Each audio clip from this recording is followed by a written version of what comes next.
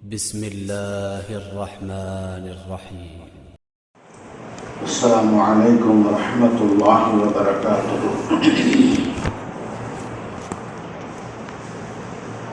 الحمد لله رب العالمين، والصلاة والسلام على سيد الأنبياء والمرسلين وعلى آله وأصحابه أجمعين. نحمده ونستعينه ونستغفره ونؤمن به ونتوكل عليه، ونعوذ بالله من شرور أنفسنا ومن سيئات أعمالنا. من يهد الله فلا مضل له ومن يضلله فلا هادي له. أشهد أن لا إله إلا الله وحده لا شريك له، وأشهد أن سيدنا ونبينا ومولانا محمدا عبده ورسوله، أرسله الله بالحق بشيرا ونذيرا وداعيا إلى الله بإذنه وسراجا منيرا. أما بعد، أعوذ بالله من الشيطان الرجيم. بسم الله الرحمن الرحيم.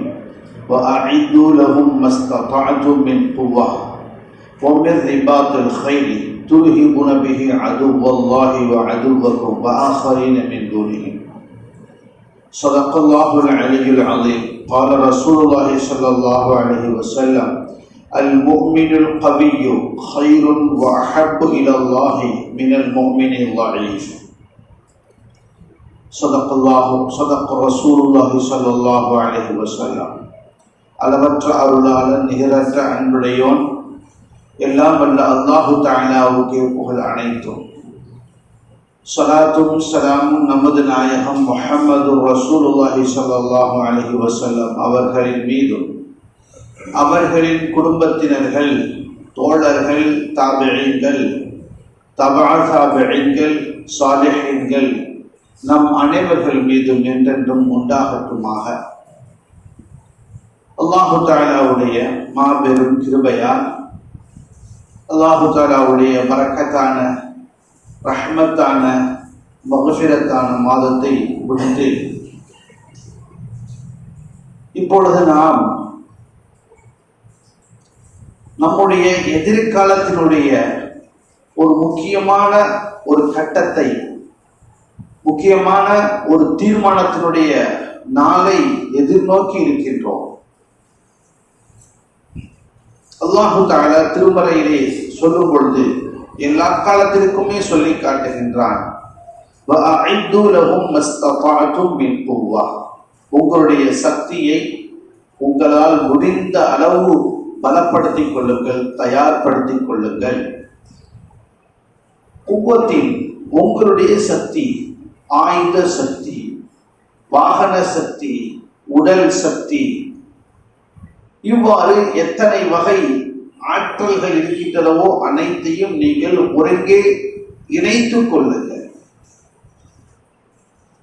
துர்ஹிபூன பிஹி அதுவல்லாஹ், இதை கொண்டு நீங்கள் அல்லாஹுடைய விரோதியை பயமுறுத்தாட்ட வேண்டும். வஅதுவக்கும், உங்களுடைய விரோதியையும் பயமுறுத்தாட்ட வேண்டும். வஆஹரீன மின் தூனிஹிம், மற்றவர்களும் பயந்தவர்களாக இருக்க வேண்டும்.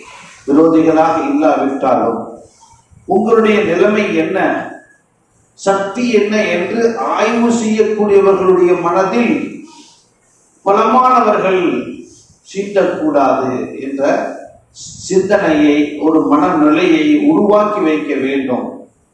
இது அல்லாஹ் திருமறையிலே நமக்கு சொல்லித்தரக்கூடிய விஷயம். ரசூலுல்லாஹி ஸல்லல்லாஹு அலைஹி வஸல்லம் அவர்கள் நம்மை எவ்வாறு இருக்க வேண்டும் என்பதை சொல்லும் பொழுது, அல் முஃமினுல் கவி, பலமான ஒரு முஃமின், கைருன் வ அஹப்பு இலல்லாஹ், அவர்தான் நல்லவர், அல்லாஹ்வுக்கு பிரியமானவர். மினல் முஃமினில் வஈஃப், பலகீனமான ஒரு மனிதரை விட. அல்லாஹு தஆலாவிடத்தில் நேசராக இருக்க வேண்டும் என்றால், அல்லாஹ் விரும்பக்கூடிய ஒரு மனிதராக ஆக வேண்டும் என்றால் சக்தியை ஒருங்கே சேர்த்து வைத்திருக்க வேண்டும் என்று நபி ஸல்லல்லாஹு அலைஹி வஸல்லம் அவர்களும் கூறியிருக்கிறார். அல்லாஹு தஆலா பொதுவாகவே மனிதனை கண்ணியமான ஒரு படைப்பாக படைத்திருக்கின்றார். மனிதனுக்கு என்னென்ன பண்புகள் இருக்க வேண்டுமோ அத்தனை பண்புகளுக்கும் சொந்தக்காரனாக அந்த மனிதன் அந்த பண்புகளுக்கு உருவாக்கி கொள்ள முடியும் என்ற ஒரு வகையில் அவருடைய கூறுகளை, படைப்பை அல்லாஹ் படைத்து வைத்திருக்கின்றார். நல்லது எது, கெட்டது எது, எல்லாவற்றையுமே அல்லாஹு தஆலா மறையிலே குர்ஆனிலே சொல்லி காட்டிவிட்டான். நல்லதை நிலைநாட்டுவதும், தீமைகளுக்கு எதிராக போராடுவதும், தீமைகளை செய்யாமல் இருப்பதும் மனிதனுக்கு அல்லாஹ் கடமையாக ஆக்கியுள்ளான் என்பது மட்டுமல்ல, அது மனிதனுக்கு அழகானதும் கூட. அல்லாஹு தஆலா ஒரு ஆயத்திலே சொல்லி காட்டுகிறான், இது ஒரு அமானிதம். நல்லதை பிரகாரம் நடந்து கொள்வதும், தீயதை தவிர்த்து அதற்காக வேண்டி போராடுவதும் உங்களுக்கு கொடுக்கப்பட்ட ஒரு அமானிதம். நல்லதை நீங்களும் செய்யும் பொழுது, பிறரை செய்ய வைக்கும் பொழுது செழிப்பு ஏற்படும். நாட்டில் செழிப்பு ஏற்பட்டால் அது நிம்மதிக்கு வழிவகுக்கும். நிம்மதியாக இருக்கும் பொழுதுதான் மனதில் அல்லாஹ் முழுமையாக வந்து இருப்பான். நிம்மதி அற்று இருக்கும் பொழுது அல்லாஹை முழுமையாக நினைத்து அவன் எந்த ஒரு நல்ல காரியங்களையும் செய்ய முடியாது. அல்லாஹுடைய கடமைகளை நிறைவேற்றவே முடியாது. நிம்மதி இல்லாத நிலையில், நிம்மதி அற்ற நிலையில் வேண்டுமானால் அவன் துஆவை, பிரார்த்தனையை செய்வான். நிம்மதி அற்ற நிலையில் இபாதத்தை சரியாக செய்ய முடியாது. இபாதத் செய்வதற்கு மன அமைதி அவசியம். ஆகவே தான் அமானிதத்தை அல்லாஹு தஆலா குர்ஆனில் சொல்லி காட்டும் பொழுது, வானங்களிடம், பூமியிடம், மலைகளிடம் 3 வார்த்தைகளை சொல்லி காட்டுகிறான். இந்த 3 அமானித்ததை ஒப்படைப்பதற்காக அல்லாஹு தஆலா கேட்டபோது, அவைகளெல்லாம் மறுத்துவிட்டன, பயந்தன, மனிதன் இந்த சுமையை நான் தாங்கிக் கொள்கிறேன் என்று எடுத்துக்கொண்டான் என்று அல்லாஹு தஆலா ஒரு செய்தியை சொல்லிவிட்டு, மனிதனுடைய குணங்கள் என்ன, அவன் எடுத்துக்கொண்டானே சரியாகத்தான் செயல்பட்டிருக்கின்றானா என்பதை சொல்லும்போது, இன்னஹு கான ஸலூமன் ஜஹூல, அவன் அநியாயக்காரனாக, மடையனாக இருக்கின்றான் என்று அல்லாஹு தஆலா சொல்லி காட்டுகின்றான். ஆனால் அந்த பொறுப்புக்கு தகுதியான ஒரு படைப்பு மனிதன் தான். இந்த பொறுப்பு, அமானிதத்தை ஏற்று நடக்க வேண்டிய பொறுப்புக்கு தகுதியான ஒரு படைப்பாக உருவாக்கப்பட்டு படைக்கப்பட்டு உலகத்தில் வைத்திருக்கின்றான் என்றால் அது மனிதனைத்தான் அல்லாஹ் தஆலா வைத்திருக்கின்றான். ஆனாலும் மனிதன் தான் ஏற்றுக்கொண்டாலும் அதை எல்லாம் என்ன சொல்லி காட்டுகிறான், மனுஷன் முட்டாள், அவன் அநியாயக்காரனாக, மூளை வேலை செய்யாதவனாக அவன் ஆகிக் கொண்டிருக்கின்றான் என்பதை அல்லாஹ் இங்கே சொல்லி காட்டுகின்றான். ரசூலுல்லாஹி ஸல்லல்லாஹு அலைஹி வஸல்லம் அவர்கள் எந்த நிலையிலும் அந்த 2 தன்மையை ரொம்பவும் கடுமையாக பயந்தவர்களாக, ரொம்பவும் கடுமையாக அதை விட்டும் தவிர்த்தவர்களாகவே வாழ்ந்தார்கள். நற்குணம் என்பது எல்லோரிடத்திலும் நல்ல விதமாக பழகுவது, பிறருக்கு எதையும் விட்டு கொடுத்து வாழ்வது, இது மட்டும் நல்ல குணம் அல்ல. நல்ல குணம் என்னவென்றால், எந்த இடத்தில் உன்னுடைய சக்தியை பிரயோகிக்க முடியுமோ, சக்தி இருக்கிறதோ, அதை நீ பிரயோகித்தே ஆக வேண்டும். எந்த இடத்தில் உனக்கு சக்தியை தேவை என்று பின்னோக்கி பிற்காலத்திற்கு தேவை என்று அதை நீ திரட்டிக் கொள்ள முடியுமோ அதை திரட்டிக் கொள்ள வேண்டும். அதை நீ விட்டால், அதை நீ இழந்து வாழ்ந்தால் அதுவும் நல்ல குணம் அல்ல. நல்ல குணத்தில் இதுவும் ஒன்று உண்டு. உன்னால் முடிந்தவரை படையை, பலத்தை, உடல் வலிமையை, ஆரோக்கியத்தை, மன தைரியத்தை அனைத்தையும் திரட்டி வைக்க வேண்டும். இதுவும் நல்ல குணத்தில் ஒன்றுதான். இந்த நல்ல குணம் ரசூலுல்லாஹி ஸல்லல்லாஹு அலைஹி வஸல்லம் அவர்களிடத்தில் தான் உயர்ந்து இருந்தன. அதற்கு அடுத்ததாக சஹாபாக்களிடம் இருந்தன. ரசூலுல்லாஹி ஸல்லல்லாஹு அலைஹி வஸல்லம் அவர்கள் எந்த சமயத்திலும் எத்தனையோ பேர்களை மன்னித்தார்கள். மன்னிக்கக்கூடியவர், இரக்கமுடையவர், கிருபையாளர் என்றெல்லாம் நாம் ரசூலுல்லாஹி ஸல்லல்லாஹு அலைஹி வஸல்லம் அவர்களை புகழாரம் சூட்டி வாழ்ந்தாலும் அந்த புகழுக்கு சொந்தக்காரர்கள் நபியவர்கள் இருந்திருந்தாலும் எந்த இடத்திலும் ஏமாளியாக இருந்ததே கிடையாது. ஏமாந்து போய் நபியவர்கள் எந்த சமயத்திலும் சொல்லி காட்டுவார்கள், லா யுல்தகுல் முஃமின் ஃபீ ஹுஜ்ரின் வாஹிதின், எந்த ஒரு மனிதனும் முஃமினும் ஒரே பொந்தில் 2 தடவை அவன் கொத்து வாங்க மாட்டான். ஃபீ ஹுஜ்ரின் வாஹிதின் மர்ரத்தைன், 2 தடவை அவன் கொத்து வாங்க கூடாது. ஒரு முஃமினுக்கு உடைய தகுதி பண்பு.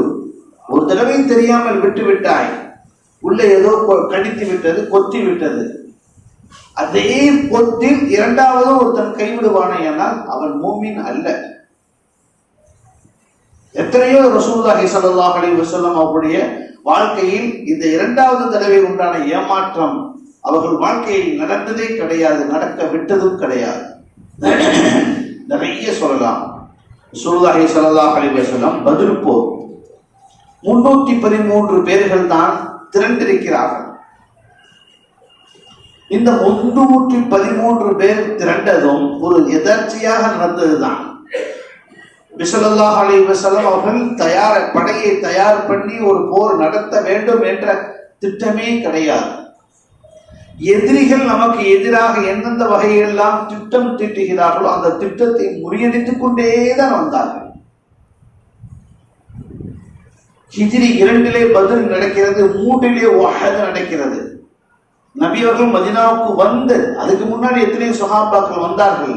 நபி அவர்கள் வந்து 2 ஆண்டுகள் கழித்து பத்ர் நடக்கிறது. நபி அவர்கள் அந்த பத்ருக்கு தயாராக ஆகவே இல்லை.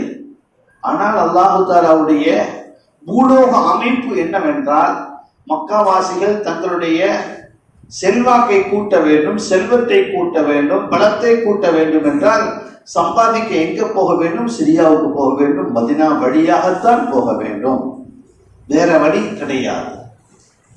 வேற வழி இருந்தாலும் கஷ்டமான பாதை, பல காலங்கள் பிடிக்கக்கூடிய ஒரு பாதை. இதுதான் சுலபமான பாதை, சம்பாதித்து வந்தாலும் பாதுகாப்பாக வந்து சேர முடிய பாதை. ஆகவே மதீனா வழியாகத்தான் வர வேண்டும். எத்தனை கூட்டம் போகின்றன, எவ்வளவு சரக்கு கொண்டு போகிறார்கள், என்ன சரக்கு அங்கிருந்து வருகின்றன, அத்தனையும் நபி அவர்கள் ஒற்றர்களை வைத்து ஆய்வு செய்தார்கள். இது தயாரிப்பு. முடிந்தவரையும் உங்களுடைய சக்தியை பலப்படுத்திக் கொள்ளுங்கள் என்று சொன்னார்களே, இது சக்தியை பலப்படுத்துவது. என்ன சக்தி? தனக்குண்டான சக்தியை பலப்படுத்துவது அல்ல. யார் எல்லோரும் கஷ்டத்தில் இருக்கின்றார்கள், மதீனா வாசிகளும் அப்பொழுது கஷ்டத்தில் தான் இருக்கின்றார்கள். நல்ல பேரித்த படம் விளைக்கின்றன, அதை எப்படி விற்பனை செய்வது அவர்களுக்கு தெரியாது. போய் ஏமாந்து சின்ன அதாவது குறைந்த விலைக்கு விட்டுவிட்டு வந்து விடுவார்கள். மதீனாவுக்கு நபி அவர்கள் வந்த பிறகுதான் அந்த விலை ஏற்றமே ஏற்பட்டது, வியாபார செழிப்பு ஏற்பட்டது. அது வேற விஷயம். ஆக ரசூலுல்லாஹி ஸல்லல்லாஹு அலைஹி வஸல்லம் படையை தயார் செய்யவில்லை. மதீனாவாசிகள் நடித்து போய் இருக்கின்றார்கள்.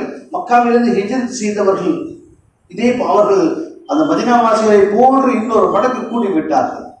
வருமானம் இல்லாமல் மக்கள் தொகை டபுளாக ஆகிவிட்டன. அப்ப எவ்வளவு ஏற்கனவே இந்த நலிவுக்கும் இரட்டிப்பான நலிவு. அங்கே எப்படி படையை பலப்படுத்தும், படையை உருவாக்க முடியும்? படையே இல்லை.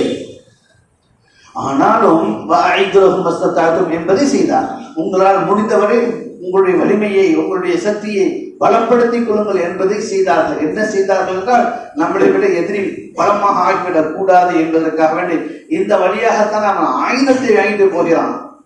அதை பறிமுதல்படுத்த வேண்டும், அதை பிடிக்க வேண்டும். அதை செய்தார்கள் நபி அவர்கள். இதுவும் ரசூலுல்லாஹி ஸல்லல்லாஹு அலைஹி வஸல்லம் அவர்கள் எந்த இடத்திலும் ஏமாறவில்லை என்பதற்கு பல எடுத்துக்காட்டுகள் இருக்கின்றன. நபியுடைய சிறிய போர், பெரிய போர், சின்ன சண்டை, பெரிய சண்டை என்று எடுத்துக்கொண்டால் 23 ஆண்டுகளில் செய்த போர்கள். ஆகையால் நபி அவர்கள் எந்த அளவுக்கு தங்களை தயாராகவே வைத்திருந்தார்கள் என்பதற்கு சொல்லிக்கொண்டே போகலாம். இப்படித்தான் அந்த பத்ர் போரும் ஏற்பட்டது. படையை மக்காவாசிகள் ஒரு படையை திரட்டுவதற்காக வேண்டி தயாரிப்பு செய்கின்றார்கள். அதற்காக வேண்டித்தான் இந்த கூட்டம் சிரியாவுக்கு போயிட்டு வந்திருக்கின்றன, ஆயுதங்கள் நிறைய கொண்டு வருகிறார்கள், பணம் நிறைய கொண்டு வருகிறார்கள் என்ற செய்தி கிடைக்கிறது. அந்த படையை முறியடிப்பதற்காக வேண்டி, இந்த ஆயுதங்களை பறிமுதல் செய்யலாம் என்பதற்காக வேண்டி 10 நபர்கள் 13 நபர்களோடு தான் போனார்கள். கடைசியாகத்தான் அவர்கள் தப்பிவிட்டார்கள். இந்த படையை, இந்த 13 பேர்களை மொத்தமாக இல்லாமல் ஆக்க வேண்டும் என்று மக்காவிலிருந்து ஒரு படையை கிளம்பி வந்த பிறகுதான் நபி அவர்கள் 313 பேர்களோடு போனார்கள். சம்பவங்கள் தெரிந்ததுதான். ஆயுதங்கள் இல்லை, வாகனங்கள் இல்லை, வீரர்கள் குறைவு. அப்படியே 313 எங்கே, எதிரிகள் 1000 பேர் எங்கே? அந்த சமயத்தில் ரசூலுல்லாஹி ஸல்லல்லாஹு அலைஹி வஸல்லம் அவர்கள் ஏராளமான அந்த உங்களுடைய சக்தியை பலப்படுத்திக் கொள்ளுங்கள் என்ற விஷயத்தில் எவ்வளவுக்கு எவ்வளவு அந்த சமயத்தில் செய்து கொள்ள முடியுமோ அதை செய்தார்கள் நபி அவர்கள். கடைசியாக போர் முடிந்தது. அல்லாஹ் முஸ்லிம்களுக்கு வெற்றியை கொடுத்தான். அது முழுக்க முழுக்க முஸ்லிம்களுடைய சொந்த வெற்றி அல்ல, 100% அல்லாஹ்வுடைய மறைமுகமான உதவியை அவர்கள் உணர்ந்த வெற்றி. எல்லோருக்கும் அதே நிலைமைத்தான், எல்லோருக்கும் அதே நிலைமைத்தான். ஒரு பரீட்சையில் எழுதுகின்றோம் என்றால் அல்லாஹ்வுடைய உதவி இல்லாமல் அவர் பரீட்சை எழுதுவது கிடையாது. 80 மார்க் வைத்திருந்தாலும் அது அந்த 80 மார்க்குக்கும் அவருடைய உழைப்பு மட்டும் அல்ல, அல்லாஹ்வுடைய கிருபையும் இருக்கின்றன எல்லா விஷயத்திலும். ஆக பத்ருக்கு அந்த பரீட்சையில நாம் சிந்திக்கக்கூடிய அல்லாஹ்வுடைய உதவி இருக்கிறது என்ற ஒரு எண்ணம் கொண்டு வருகிறது. இதை விட பன்மடங்கான எண்ணங்கள் பத்ரிலே அந்த சஹாபாக்களுக்கு உண்டு, அந்த பத்ரை சிந்திக்கக்கூடிய மோமின்களுக்கும் உண்டு. இன்றளவு நமக்கு தெரியுமே வெளிப்படையான காரணங்கள்.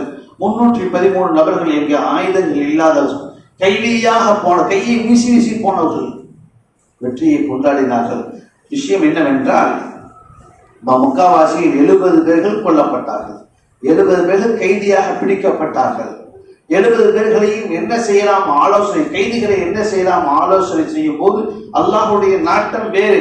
அல்லாஹ் எச்சரித்து ஆயத்தை இறக்கினான், 70 பேர்களையும் காலி செய்திருக்க வேண்டும் என்றுதான் அல்லாஹ் தன்னுடைய நாட்டம். ஆனால் சஹாபாக்கள் முடிவு செய்யும் பொழுது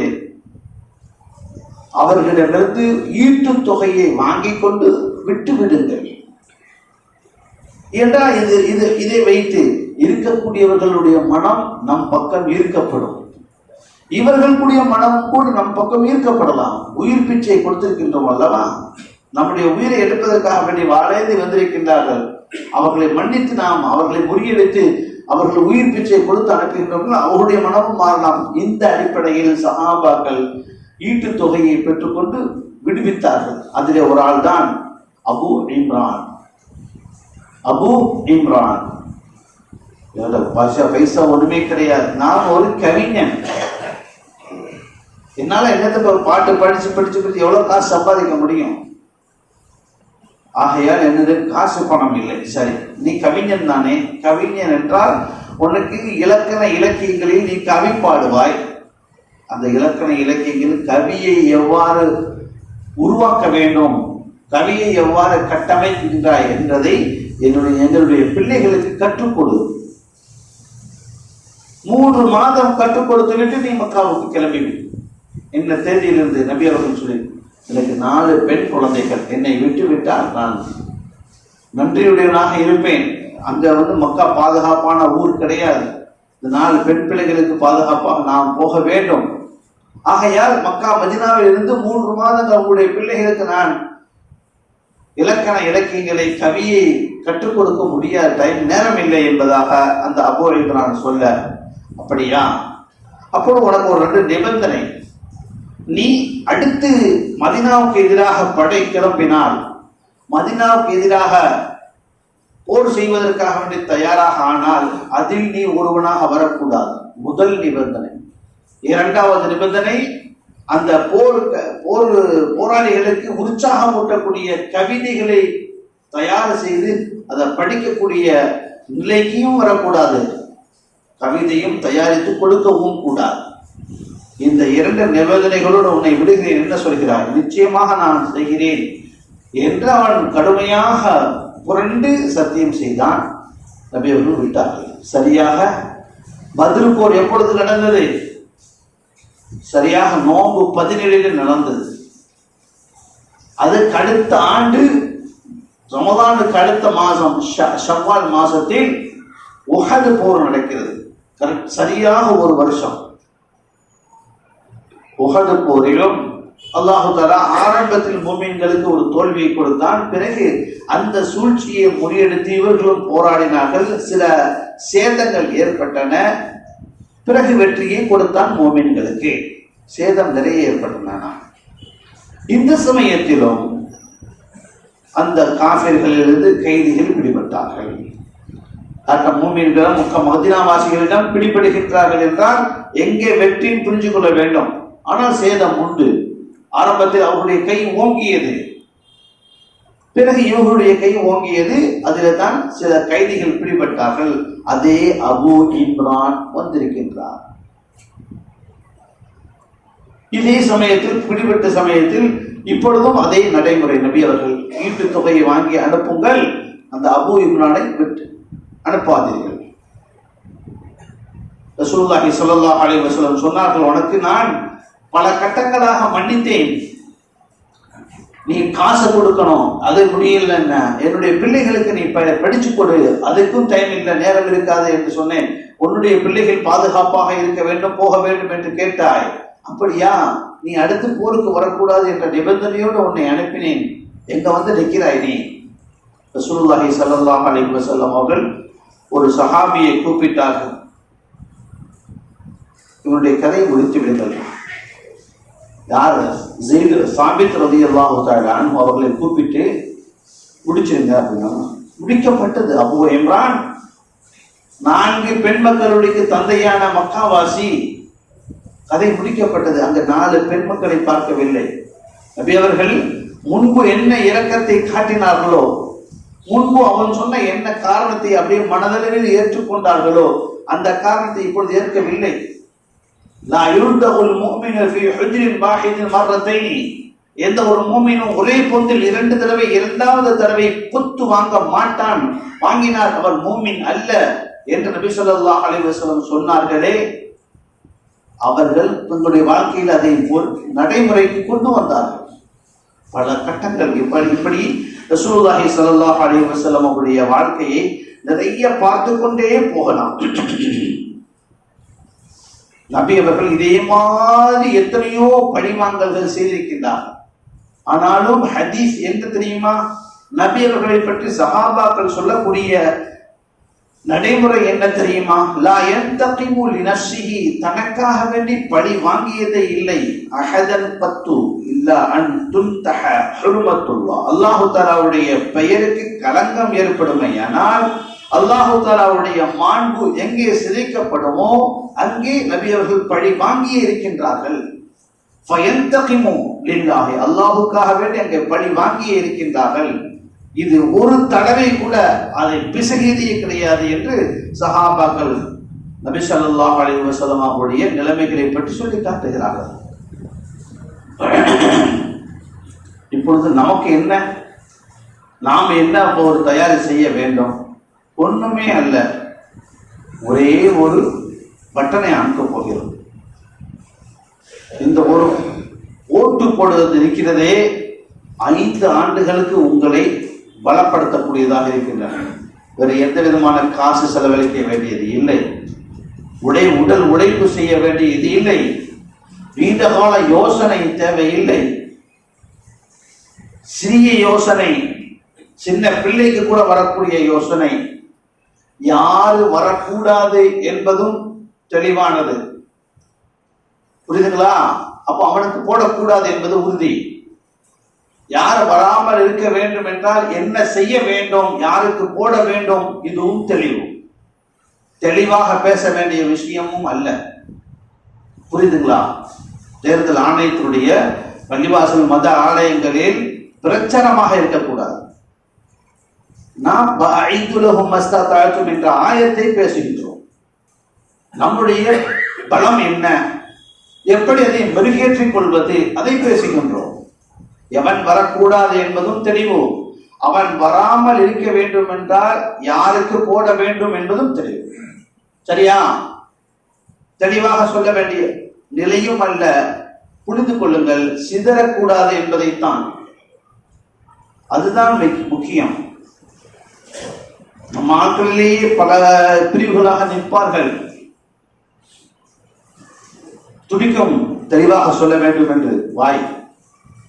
ஆனால் நீங்கள் யாரும் போய் அங்கே போய் போடுங்க சொல்லி எல்லாரும் வேலு இப்ராஹிம் மாதிரி ஆகிட மாட்டாங்க. வேலு இப்ராஹிம் மாதிரி எல்லோரும் ஆகிவிட மாட்டார்கள்.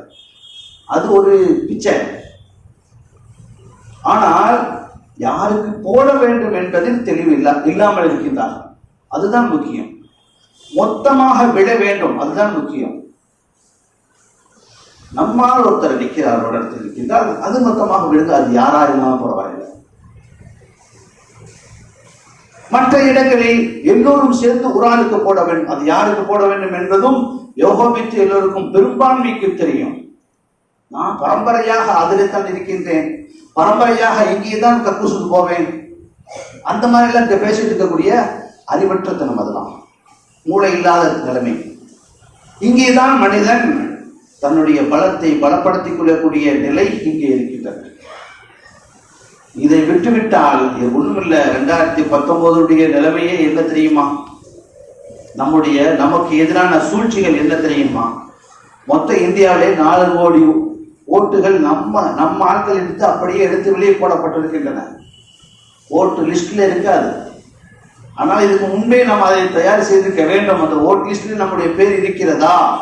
போன தடவை எந்த பூத்திலே போட்டோமோ வருஷம் உங்களுடைய லிஸ்ட் வந்து கொண்டே இருக்கின்றன. அதுக்கு ஒரு குறிப்பிட்ட மாதங்கள் இருக்கின்றன. ஜனவரி மாதத்திலே கடைசியாக அந்த லிஸ்ட் வரும். பேர் இருக்கிறதா பார்த்துக் கொள்ள முடியும். அது பார்த்திருக்கலாம், பார்க்காமல் இருக்கலாம். ஆனால் அதுக்குண்டான நேரம் அல்ல. இப்போ முடிஞ்சு போச்சு. இப்போ போட வேண்டிய நேரம்.